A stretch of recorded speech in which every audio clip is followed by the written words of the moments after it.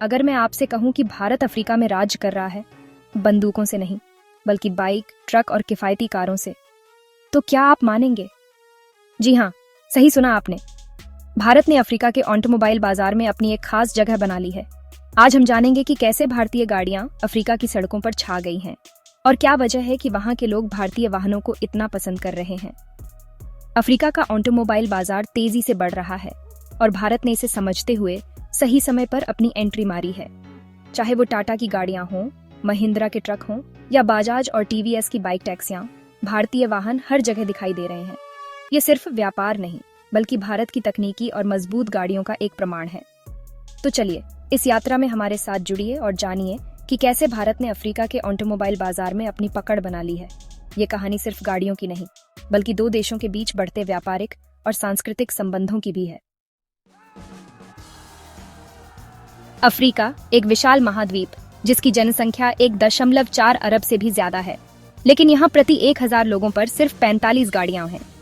ये संख्या बताती है कि यहाँ ऑटोमोबाइल की कितनी ज्यादा संभावनाएं हैं। अफ्रीका के कई देश अपनी सड़क और ट्रांसपोर्ट इंफ्रास्ट्रक्चर में भारी निवेश कर रहे हैं, जिससे वहां की अर्थव्यवस्था तेजी से बढ़ रही है।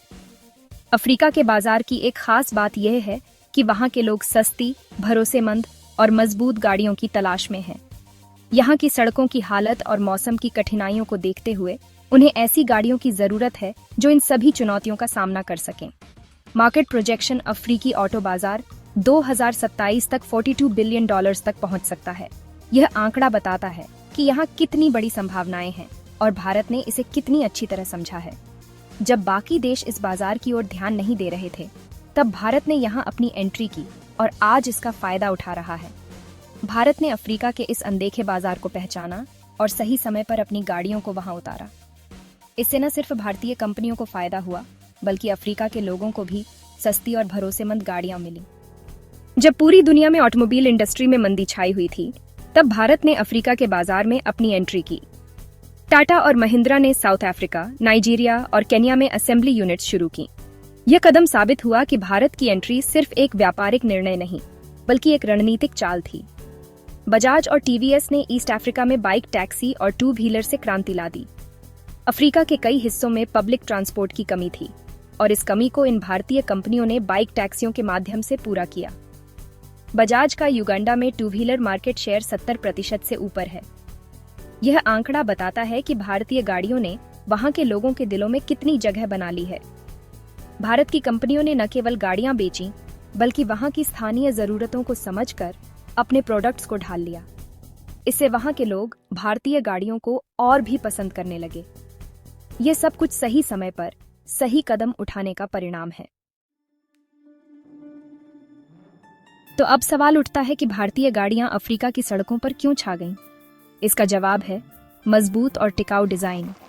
अफ्रीका की कठिन सड़कों और मौसम की चुनौतियों के लिए भारतीय गाड़ियां परफेक्ट हैं। कम ईंधन खपत और आसान रिपेयरिंग भी एक बड़ी वजह है। भारतीय गाड़ियों के पार्ट्स सस्ते होते हैं और कई लोकल स्तर पर उपलब्ध होते हैं। इससे वहां के लोगों को गाड़ियों की मेंटेनेंस में कोई दिक्कत नहीं होती। महिंद्रा स्कॉर्पियो को केन्या की पुलिस और किसानों द्वारा बड़े पैमाने पर इस्तेमाल किया जा रहा है। यह बताता है कि भारतीय गाड़ियों की विश्वसनीयता कितनी ज्यादा है। भारतीय गाड़ियों में कम इलेक्ट्रॉनिक्स और ज्यादा मैकेनिकल भरोसा होता है। इससे उन्हें रिपेयर करना आसान होता है और किसी भी छोटी मोटी दिक्कत को लोकल मैकेनिक भी सही कर सकता है। भारत ने अफ्रीका के लोगों की जरूरतों को समझकर अपनी गाड़ियों को ढाला है। यही वजह है कि वहां के लोग भारतीय गाड़ियों को इतना पसंद करते हैं। चैप्टर 4, भारत बनाम चीन, अलग रणनीतियां।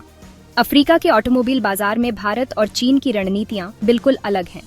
चीन जहां इंफ्रास्ट्रक्चर और इलेक्ट्रिक व्हीकल्स पर ध्यान दे रहा है, भारत ने ध्यान केंद्रित किया आम लोगों पर। भारत की रणनीति सस्ती गाड़ियां और स्थानीय समाधान देने की है। इससे वहां के लोगों को सस्ती और भरोसेमंद गाड़ियां मिल रही हैं। भारत जीत रहा है bottom of the pyramid of the market, कम कीमत, ज्यादा मात्रा। इसका मतलब है कि भारत ने उन लोगों पर ध्यान दिया है जो सबसे ज्यादा जरूरतमंद हैं।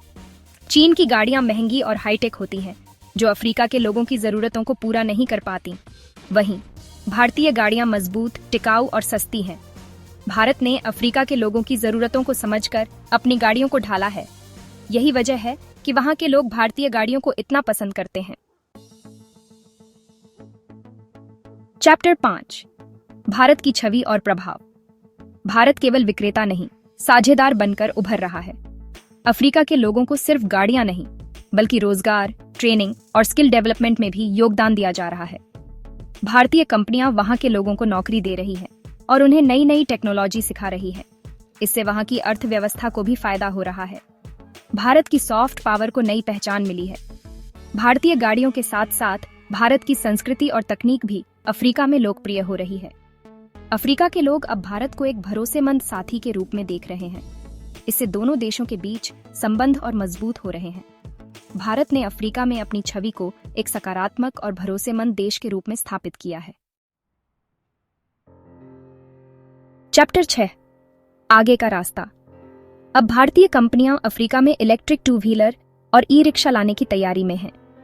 यह कदम अफ्रीका की बढ़ती मोबिलिटी की मांग को पूरा करने के लिए उठाया जा रहा है। जनसंख्या विस्फोट और बढ़ती मोबिलिटी की मांग को देखते हुए भारत 2027 तक अफ्रीका का नंबर 1 वाहन निर्यातक बन सकता है। 2023 में भारत की अफ्रीका को ऑटो निर्यात दर में 27% की वृद्धि दर्ज हुई। ये आंकड़ा बताता है कि भारतीय गाड़ियों की मांग कितनी तेजी से बढ़ रही है। भारतीय कंपनियां अब अफ्रीका के बाजार में अपनी पकड़ को और मजबूत करने के लिए नई नई तकनीक और समाधान ला रही हैं। यह भविष्य के लिए एक सकारात्मक संकेत है और इससे दोनों देशों के बीच संबंध और मजबूत होंगे। भारत की गाड़ियां अब अफ्रीका की सड़कों पर और भी ज्यादा दिखाई देंगी और वहां के लोगों की जिंदगी को और भी बेहतर बनाएंगी। उत्तरों, अफ्रीका की सड़कों पर भारत का कब्जा। अफ्रीका की ऑटोमोबाइल क्रांति में भारत सिर्फ हिस्सा नहीं ले रहा, वह लीड कर रहा है। भारतीय गाड़ियों ने न सिर्फ अफ्रीका की सड़कों पर अपनी जगह बनाई है, बल्कि वहां के लोगों के दिलों में भी बस गई हैं। ये सिर्फ व्यापार नहीं, बल्कि दो देशों के बीच बढ़ते संबंधों का एक उदाहरण है। भारतीय गाड़ियों ने अफ्रीका के लोगों की जरूरतों को समझकर अपनी पहचान बनाई है। आने वाले समय में भारतीय गाड़ियां और भी ज्यादा अफ्रीका की सड़कों पर दिखाई देंगी और वहां के लोगों की जिंदगी को और भी बेहतर बनाएंगी।